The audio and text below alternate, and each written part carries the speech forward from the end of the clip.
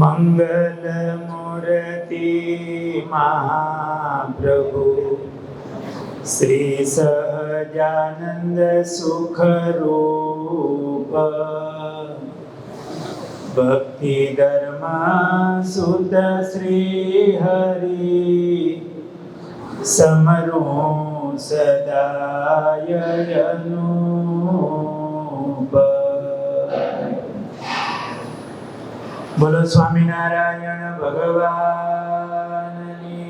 જય. વાલા ભક્તજનો, જય સ્વામિનારાયણ. સદગુરુ નિષ્કુળાનંદ સ્વામીએ ભક્ત ચિંતામણી ગ્રંથમાં શ્રીજી મહારાજના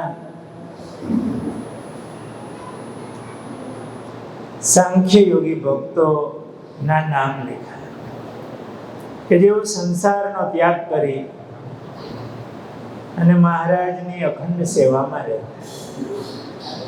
એમાં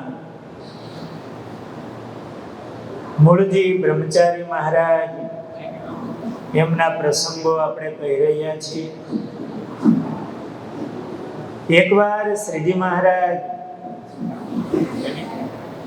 સંતો સત્સંગીઓ સાથે ગુજરાતના ગામોમાં વિચરણ કરતા કરતા ઉમરેઠ ગામ પર થોડા દિવસ ત્યાં રોકાયા. ત્યાંથી વડતાલ જવા માટે નીકળ્યા. રસ્તામાં સામરખા ગામ આવે છે. અત્યારે હાઈવે ઉપર ગામ છે, આણંદથી નજીક. આ ગામની અંદર વખતા પગી હતા. એમના દરબારમાં મહારાજ વિતરા. એ વખતે આણંદ ગામના હરિભક્તો મહારાજના દર્શને આવ્યા ને મહારાજને પ્રાર્થના કરી કે મહારાજ આણંદ પધારો. પોતાના ગામને નજીક ભગવાન આવ્યા હોય, સંતો આવ્યા હોય, એમના આશ્રિત હોય, હૃદયમાં શ્રીજી મહારાજને પધરાવવાની ઈચ્છા થાય. પણ હરિભક્તોને મહારાજે એવું કીધું કે તમારા ગામમાં ઘણા દ્વેષી લોકો છે. ત્યાં આવશું તો એમને ગમશે નહીં, ઉપદ્રવ કરશે. માટે તમે અહીંયા રોકાઓ અને દર્શનનો, સત્સંગનો અહીંયા લાભ તમે લો. પણ હરિભક્તોએ વધારે આગ્રહ કર્યો, મહારાજ અમારું આંગણું પાવન થાય, અમારી ઘરે પધરામણી થાય, તમે આણંદ પધારો. મહારાજે થોડો પ્રયાસ કર્યો, પણ ભક્તોનો ખૂબ ભાવ અને થોડા દિલગીર થયા. મહારાજ તમે અમારે ત્યાં નહીં પધારો? મહારાજે કીધું, અતિ આગ્રહ થયો, ભક્તો દિલગીર થતા હતા. એટલે મહારાજે કીધું કે ચાલો અમે આવીએ છીએ, તમે તૈયારી કરો. હરિભક્તો ખૂબ રાજી થયા. આણંદ ગામના પોતાને ગામ ગયા. નજીક 8-9 કિલોમીટર થાય આણંદ. મહારાજે સાથેના જે ભક્તો હતા, મુક્તાનંદ સ્વામી ભેળા હતા, મૂળજી બ્રહ્મચારી મહારાજ ભેળા, બીજા સંતો, કાઠી હરિભક્તો. મહારાજ ગુજરાતમાં વિચરણ કરતા હતા એટલે જોબન પગી ભેગા હતા.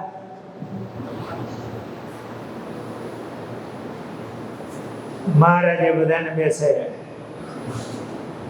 અને વાત કરી,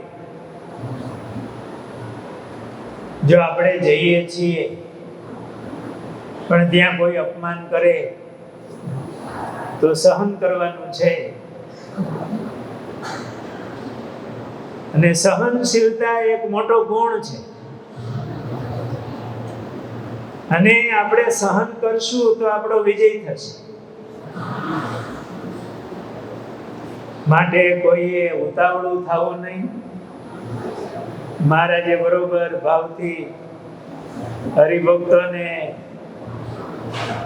સત્સંગનો પાઠ લીધો, કારણ કે એ બધા સુરવીર હતા, હથિયારો ભેળા હોય. બીજે દિવસે મૂળજી બ્રહ્મચારી મહારાજે પણ આ સાંભળ્યું બધું. સવારમાં વહેલા નીકળવાનું હતું. બ્રહ્મચારી મહારાજે મહારાજને માટે ભાતું પણ ભેળું લીધું. સવારમાં વહેલા નીકળ્યા. રસ્તામાં તળાવ આવે ને ત્યાં નાય ધોઈ પૂજા પાઠ કરવાના હોય. પેલા ગામડાઓમાં ક્યાં વ્યવસ્થા હતી? સંઘ ભેળો હોય તો કઈ બાથરૂમો કે બધી કઈ વ્યવસ્થા ન હોય. એ સામરકાથી નીકળ્યા. રસ્તામાં તળાવ આવે, તળાવ કિનારે ત્યાં રોકાય, સ્નાન વગેરે કર્યા, પૂજા પાઠ કર્યા. અને બ્રહ્મચારી મહારાજ માટે ડબરો લઈ આવ્યા હતા ભાતનો. મહારાજ, આ પેંડા તમે જમો.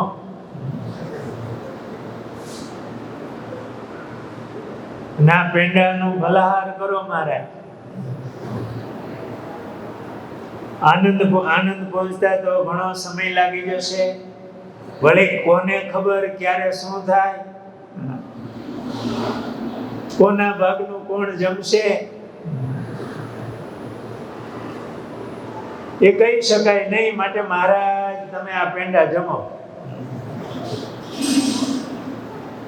મૂળજી બ્રહ્મચારીની વાત સાંભળી અને મહારાજે મુક્તાનંદ સ્વામીને કીધું, સ્વામી, આ બ્રહ્મચારી તો અંતર્યામી લાગે છે. એ તો ભવિષ્યનું પણ કહી દે છે. વળી મહારાજે કીધું, આ બ્રહ્મચારી સાચું જ કહે છે કે આજે શું થાય એ કઈ કહેવાય નહીં. એમ કહી મહારાજ, બ્રહ્મચારી મહારાજ ભાવથી પેંડા લઈ આવ્યા હતા.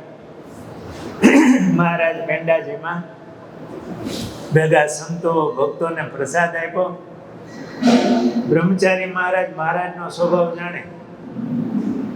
એકલા મહારાજ જમે ને એટલે મહારાજ માટે લીધું હોય ને તો એક મોટો ડબરો જ ભેળો હોય ભેગો, તો મહારાજ જમશે, નહીંતર ભીખા રહેશે. મહારાજ જમીને બધા સાથે સંતો ભક્તો હતા એને મહારાજ પ્રસાદ આપી, મીઠા મોઢા કર્યા. સંઘ ત્યાંથી નીકળો આનંદ જવા. આ હરિભક્તો થોડી તૈયારી કરતા હતા ને, જૂનો સમય હામૈયું તો કરવું પડે ને.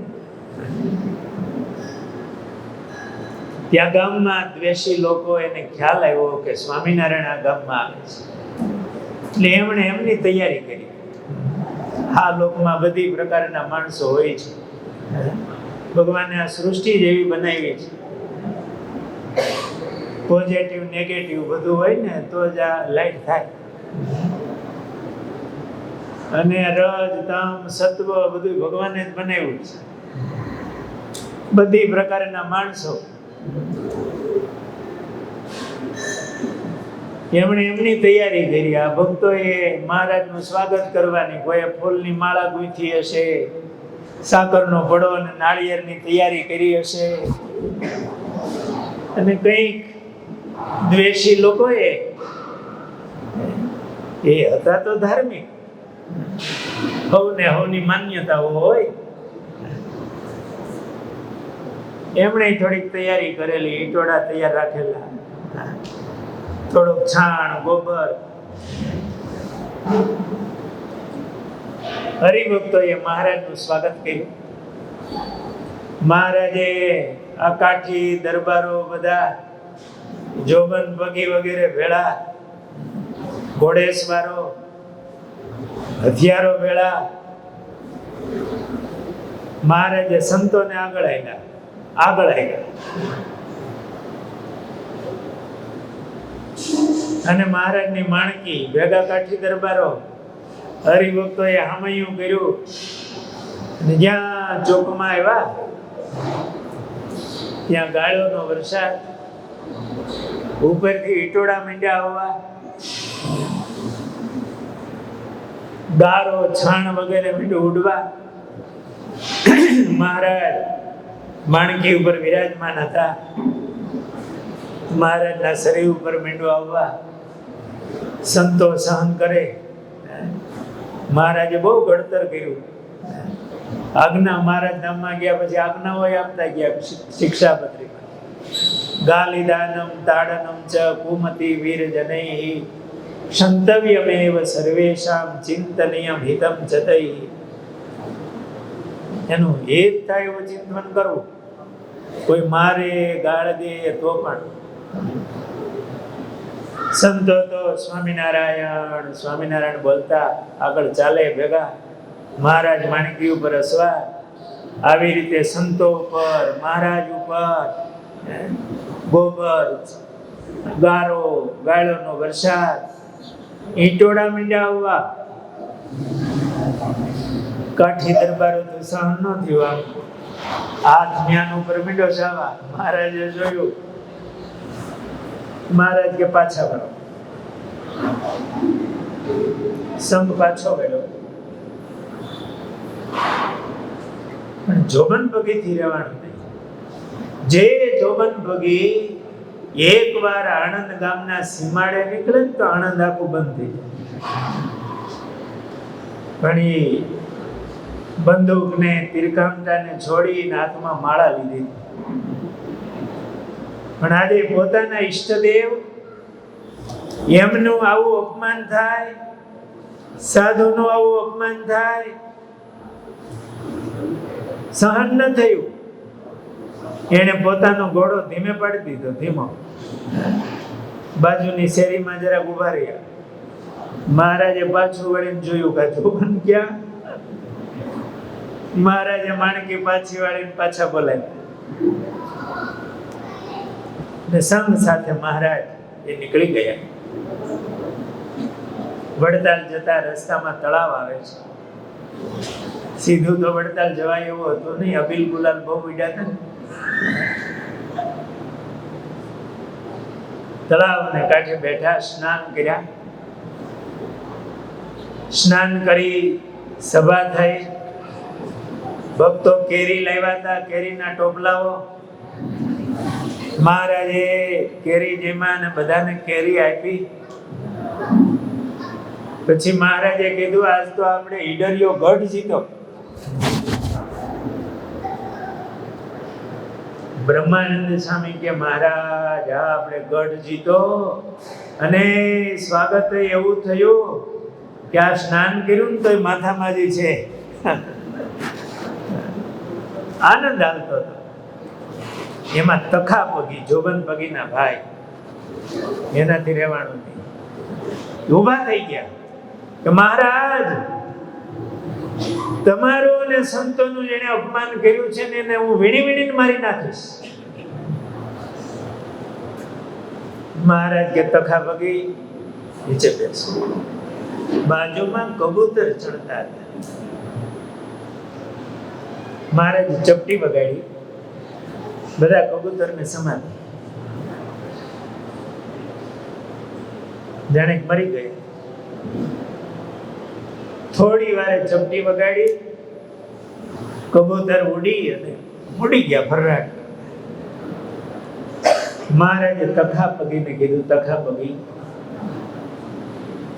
જીવ પ્રાણી માત્રના નાડી પ્રાણ છે ને અમારા હાથમાં છે. આમ ચપટી કરીને પંખીને સમાધિ થાય. ચપટી કરે ને ઉડે. બધાના નાડી પ્રાણ અમારા હાથમાં છે. તમે ધીમા રહો, ધીરજ રાખો.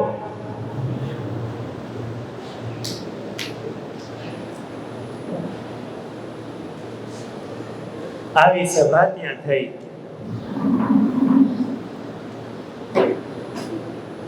અને શ્રીજી મહારાજે એ વખતે મૂળજી બ્રહ્મચારી મહારાજ ત્યાં બેઠા હતા.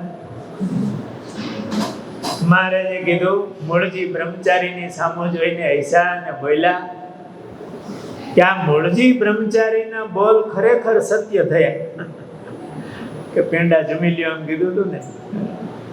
માટે બ્રહ્મચારી તો અંતર્યામી છે એમ કરી મહારાજે બ્રહ્મચારી મહારાજની પ્રશંસા કરી અને હરિભક્તોને કીધું, ભક્તો તમે ધીરજ રાખી તો અત્યારે આપણે આ કેરીનો ઉત્સવ અહીંયા કરીએ છીએ. જો ધીરજ રાખી ન હોત, હથિયાર તમારા હાથમાં હતા અને પાંચને માર્યા હોત તો આપણે અત્યારે અહીં બેઠા હોત.